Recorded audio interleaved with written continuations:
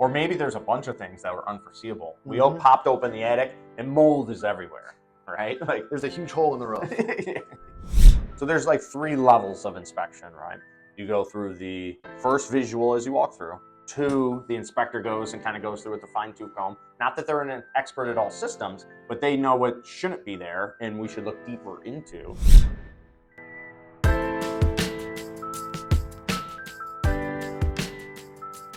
All right, Keith, inspections, right? Yep. And so here's the way I kind of think of inspections, and let me know what you think. I think first there's the inspection we do during the showing. Yep. Right? Your first time through the house. First time through, and so we're looking for like broken glass, exposed wiring, unlevel concrete, all of those things, especially if you're a government finance buyer, because they're going to flag those things you right? can see with the naked eye. Yeah. So we're going to walk around and just see the obvious, right? Like the furnace is old, right? The air conditioner is old, right? Yep. And so you can kind of do those like obvious showing inspections right off the bat. And then there's the actual inspection, which comes when? It comes once you are under contract and able to get the property and you're able to come in and take a look at it. Yeah, and so when we've walked through and we see that the furnace is old or the air conditioner's old or the dishwasher's old or any of these things, when we make our offer, we're making our offer understanding that that's the case. Yep. Right? Almost as is. Yeah, we're taking it as we can visually see it and we're making an offer accordingly, right? And then from there, what do we do? So we get it under contract, under current condition as we understand it. And then what happens from there? As your agent, I contact my representatives that are doing inspections. We have a list of people that we like to use that are professional. They get the job done. They work at a value for you to make sure that you're getting the most for your inspection. Yeah, so there are people that go and they do a really good job at inspections. People are welcome to hire their own, right? Of course. And we have a list of people that we work closely with. And the reason is we know, because we help a lot of people buy houses, we know who the best people are for a fair price and do a good job and don't usually make mistakes, right? In inspection, what they're going to go through and then get into the details of, they're climbing underneath the sink to see if it's leaking, right? Yeah. They're crawling in, some of them, the ones we work with, get in the crawl space, go on the roof, attics, right? They're going through and doing the fine-tooth comb inspection. And mind you, these people are not plumbers. They're not HVAC people.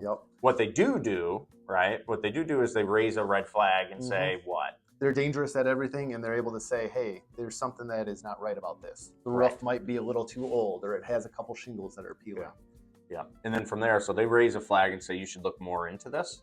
And then that's when we bring in the roofer, or we bring in the HVAC tech, or we bring in the plumber to understand what we're looking for. So there's like 3 levels of inspection, right? You go through the first visual as you walk through. 2, the inspector goes and kind of goes through with a fine-tooth comb. Not that they're an expert at all systems, but they know what shouldn't be there and we should look deeper into. They're dangerous enough about everything. Yeah, they have a general understanding of just about everything. You also can do radon inspections, right?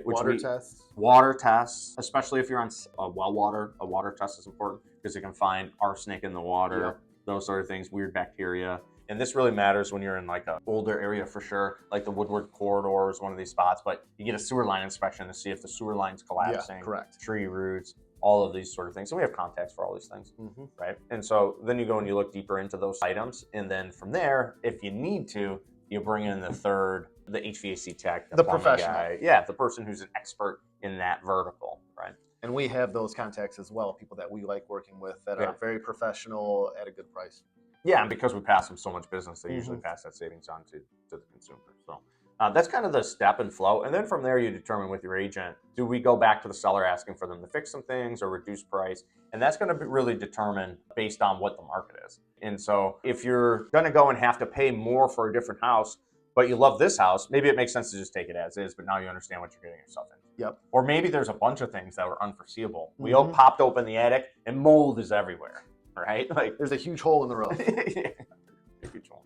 For sure. Hopefully you see that when you're walking around, but you never know.